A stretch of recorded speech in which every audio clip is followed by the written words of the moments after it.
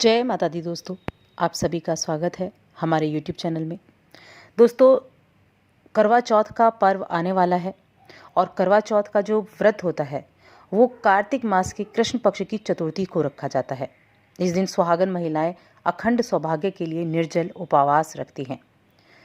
इस बार ये व्रत 4 नवंबर को रखा जाएगा या 5 नवंबर को रखा जाएगा। अगर आप इस बात को लेकर संशय में हैं तो आज की इस वीडियो में हम आपको बताएंगे करवा चौथ के व्रत की सही तिथि, शुभ मुहूर्त, पूजा की विधि, पूजा की सामग्री और करवा चौथ की कथा के बारे में।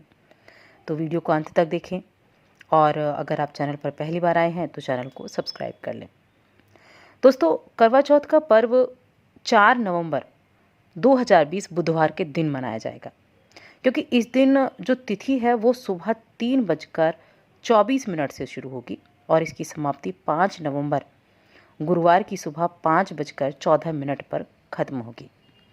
करवा चौथ का जो शुभ मुहूर्त है वो शाम को 5:34 से शाम के 6:52 तक रहेगा।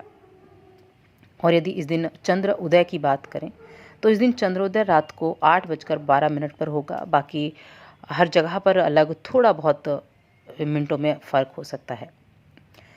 अब सामग्री की बात कर लेते हैं।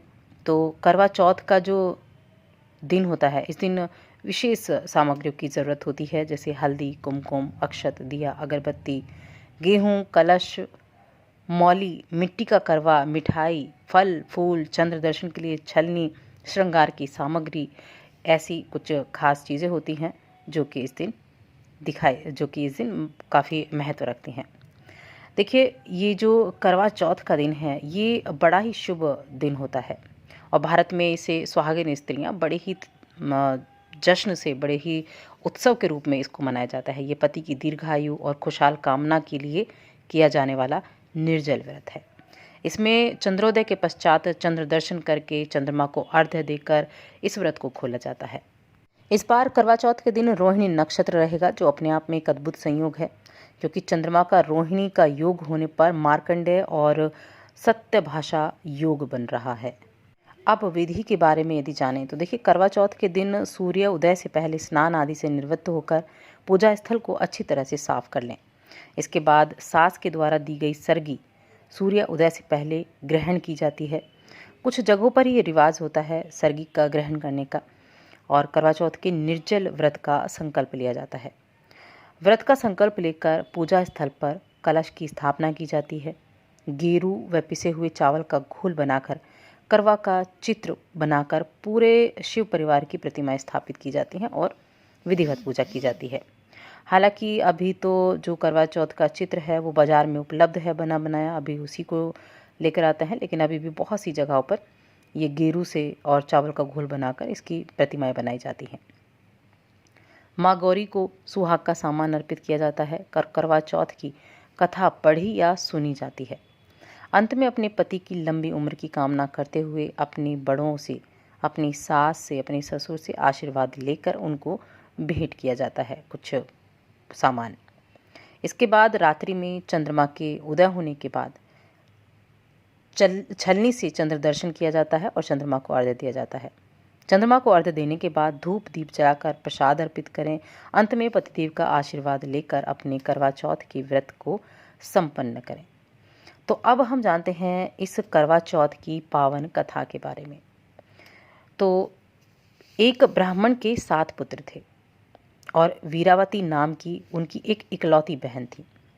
7 भाइयों की अकेली बहन होने के कारण वीरावती अपने सभी भाइयों की लाडली थी और उसे सभी भाई जान से ज़्यादा प्रेम करते थे। कुछ समय पश्चात वीरावती का विवाह किसी ब्राह्मण युवक से हो गया। विवाह के बाद वीरावती अपने मायके आई और फिर उसने करवा चौथ के दिन अपनी भाभियों के साथ उस व्रत को रखा। लेकिन शाम होते होते वो भूख से काफ़ी व्याकुल हो उठी। सभी भाई खाना खाने बैठे और अपनी बहन से खाना खाने का आग्रह करने लगे, लेकिन बहन ने बताया कि आज उसका करवा चौथ का निर्जल व्रत है और वह खाना सिर्फ चंद्रमा को देखकर और उसे अर्घ्य देकर ही खाएगी, और चंद्रमा अभी तक निकला नहीं है, इसलिए वो भूख प्यास से काफ़ी व्याकुल हो रही थी। वीरावती के भाई उसकी ये हालत को देखकर परेशान हो उठे। उनसे अपनी बहन की ये हालत देखी नहीं गई। फिर एक भाई ने घर से कुछ दूरी पर पीपल के पेड़ के पास जाकर एक दीपक जलाया और चलनी की ओट में रख दिया। दूर से देखने पर वो ऐसा लग रहा था जैसे चांद निकल आया हो। और फिर एक भाई ने आकर अपनी बहन वीरावती से कहा कि देखो बहन, चांद निकल आया है, अब तुम उसे अर्घ्य देकर भोजन कर सकती हो। बहन ने चंद्र को देखा और खुशी के मारे सीढ़ियों पर चढ़कर अर्घ्य देकर खाना खाने बैठ गई। जैसे ही वीरावती ने पहला टुकड़ा मुंह में डाला तो उसे छींक आ गई। जब दूसरा टुकड़ा उसने मुंह में डाला तो उसमें बाल निकल आया, और जैसे ही उसने तीसरे टुकड़े को मुंह में डालने की कोशिश की तो उसके पति की मृत्यु का समाचार उसको मिल गया। तब उसकी भाभी ने उसे सच्चाई से अवगत कराया कि उसके साथ ऐसा क्यों हुआ है। करवा चौथ का व्रत गलत तरीके से टूटने के कारण माँ उससे नाराज हो गई हैं।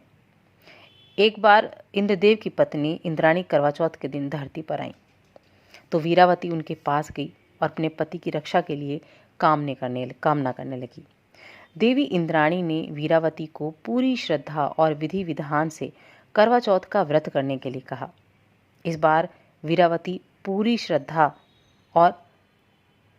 श्रद्धा से करवा चौथ का व्रत रखा। उसने उसकी भक्ति और उसकी श्रद्धा को देखकर प्रभु प्रसन्न हुए, माँ प्रसन्न हुई और उन्होंने वीरावती को सुहागन होने का आशीर्वाद देते हुए उसके पति को जीवित कर दिया। इसके बाद से महिलाओं का इस करवा चौथ के व्रत पर अटूट विश्वास रहने लगा। इसके अलावा दोस्तों, इस व्रत को जो कुंवारी लड़कियां हैं वो भी रख सकती हैं। अगर आप अच्छे वर की कामना चाहते हैं, अगर आप मनपसंद जीवन साथी चाहते हैं, तो भी कुंवारी कन्याएं भी इस व्रत को रख सकती हैं। बस उनको चंद्रमा को अर्घ्य नहीं देना होता, चंद्रमा को देखकर अर्घ्य नहीं देना, और सुहाग की जो चीज़ें होती हैं उनका इस्तेमाल नहीं करना होता है। जो कुंवारी लड़कियां व्रत रखना चाहती हैं वो किसी सुहागिन महिलाओं की मेहंदी का उपयोग करें, पूजा पाठ करें, चंद्रमा को ना देखकर, अर्घ्य ना देकर, तारे को अर्घ्य देकर अपना व्रत खोलें, लेकिन माँ गौरी की पूजा अर्चना करें। और साथ ही आपको 16 श्रृंगार भी नहीं करने हैं। तो महिलाएं, अगर जो कुंवारी लड़कियां ऐसा करना चाहती हैं वो बिल्कुल कर सकती हैं।